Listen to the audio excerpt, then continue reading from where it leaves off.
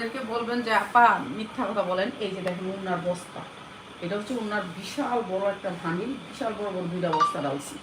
তো এইখানে অনেক উন্না, এগুলো আমি ঢালছি এখানে।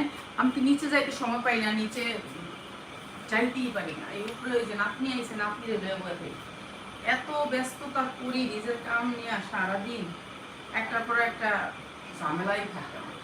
এই যে এটা অনেক সুন্দর উন্না। এখন উন্নাগুলো ঢাললাম, দেখি উন্না কতগুলো উন্না, অনেক উন্না, উন্নার অভাব নেই। ঠিক আছে, যারা উন্না নিবেন তারা উন্না নিয়ে নিবেন, যারা উন্না নিতে চান তাদের জন্য উন্না।